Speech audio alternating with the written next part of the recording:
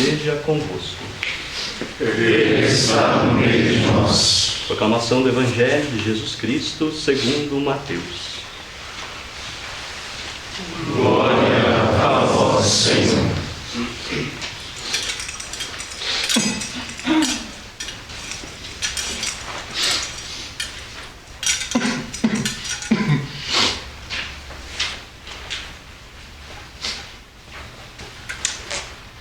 Naquele tempo, vendo Jesus as multidões, compadeceu-se delas, porque estavam cansadas e abatidas, como ovelhas que não têm pastor. Então disse a seus discípulos: A messe é grande, mas os trabalhadores são poucos.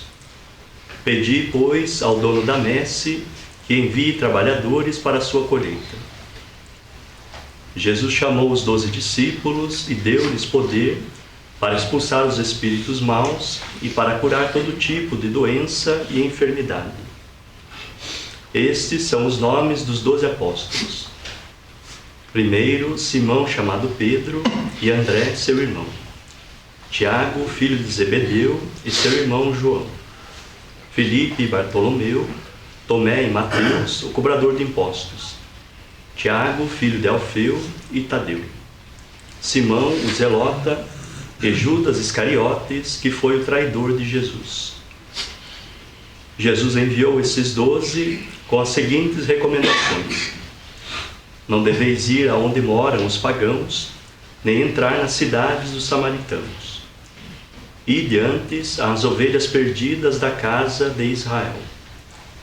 Em vosso caminho anunciai: o reino dos céus está próximo. Curai os doentes, ressuscitai os mortos, purificai os leprosos, expulsai os demônios. De graça recebestes, de graça deveis dar.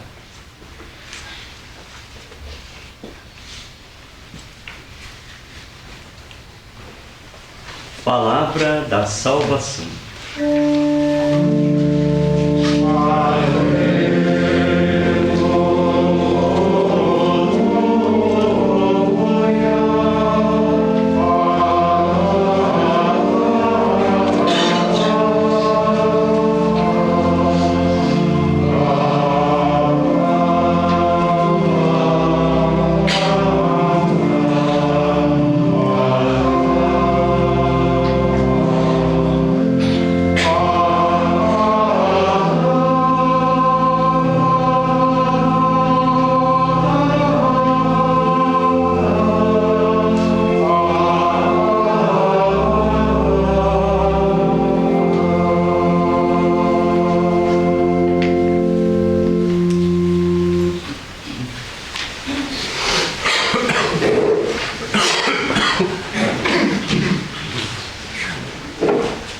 Jesus se compadeceu das multidões.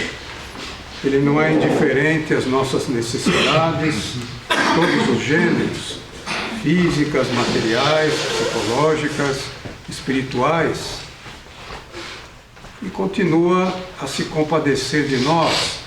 Nós abrimos esta celebração justamente cantando o Salmo 26, pedindo compaixão, tende compaixão de nós. E depois, no ato penitencial, pedimos também a compaixão de Deus. De que modo ele se compadece? Conforme o Evangelho. Primeiramente, recomendando a oração. A oração que pede a Deus que mande operários, que mande ministros, que possam cuidar das multidões, de nós, essas multidões desorientadas, perdidas, sem saber para onde vão.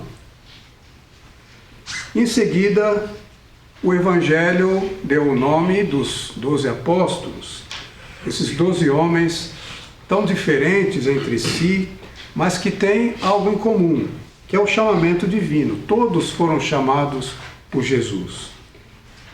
É dele, portanto, a iniciativa. Se nós nos deixamos tomar pelo espírito do mundo, nós esquecemos que esse chamado todos nós temos, sem exceção. Todos nós temos uma missão a cumprir na igreja. Essa não é uma exclusividade dos sacerdotes, dos religiosos, mas de todos. Todos nós somos chamados a um dos 3 estados de vida na igreja. É o matrimônio, o sacerdócio ministerial ou a vida consagrada.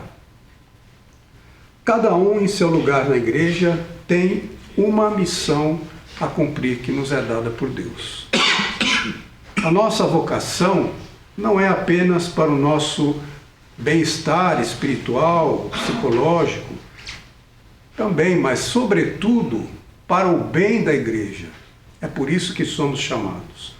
Todas as vocações existem para prolongar no tempo e no espaço esse gesto de Jesus, esse gesto compassivo que nós ouvimos no Evangelho. Nós somos ministros da compaixão do Senhor. Os apóstolos foram chamados, mas não foram chamados para si mesmos. Eles foram, ouvimos, enviados em seguida. Enviados para anunciar a chegada do Salvador do mundo, foram enviados para curar, para ressuscitar, para purificar, para exorcizar. Em suma, eles foram enviados para libertar as pessoas de todo o poder do mal. Foram enviados para que, através deles, Jesus pudesse continuar a exercer a sua compaixão por todas as pessoas. O chamado é sempre individual, para cada um, mas é voltado para o bem da comunidade, para o bem da igreja, da qual Jesus mesmo é o pastor.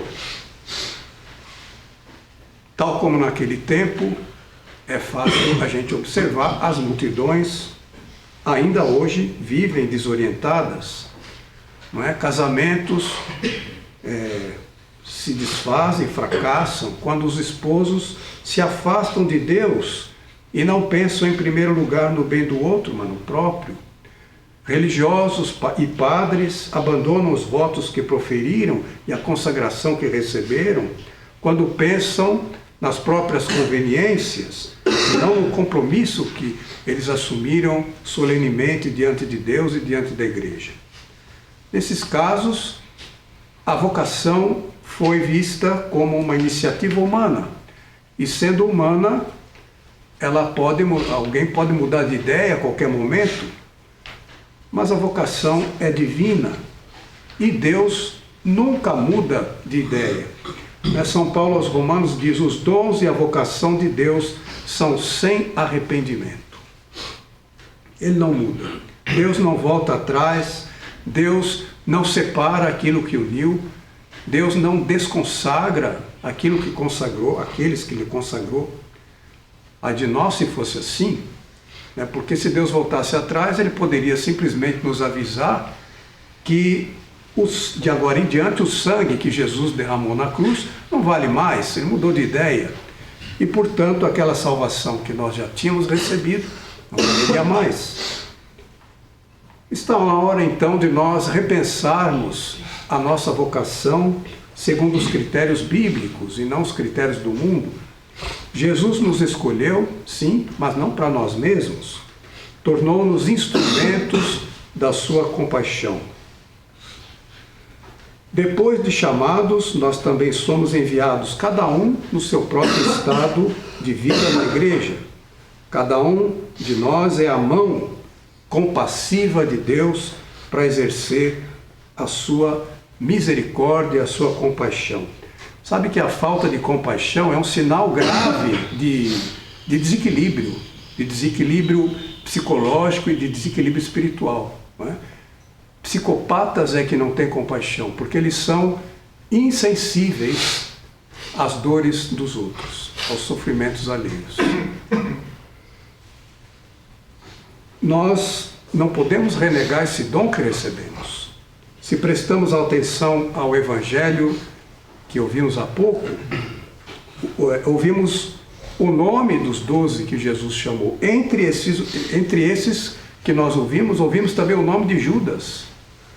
Também ele tinha sido escolhido. Também ele tinha vocação, mas não foi fiel a ela. Judas traiu Jesus. E Deus não impediu que ele fizesse isso. Não era esse o plano de Deus, mas não impediu. Deus respeitou a sua decisão e essa decisão acabou o levando ao desespero e à morte. É esse o resultado da infidelidade. A felicidade verdadeira, perene, né, a bem-aventurança eterna, é aquela que se encontra somente em Jesus Cristo. Nós podemos repetir com São Pedro: a quem iremos, Senhor? Tu tens palavras de vida eterna. Só Jesus Cristo é que tem essa palavra, só Ele é que sabe.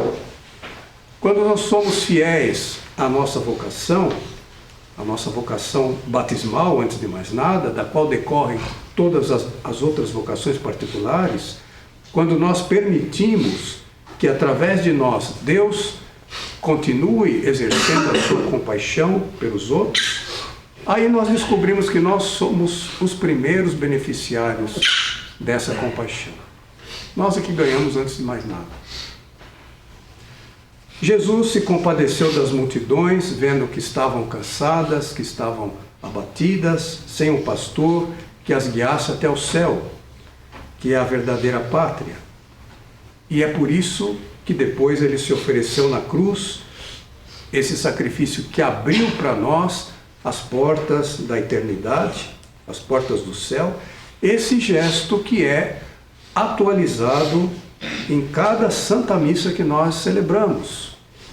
Por isso, nós estamos recebendo hoje essa graça e essa missão, a de sermos instrumentos da compaixão divina, cumprindo aquele mandamento do Evangelho que nós acabamos de ouvir.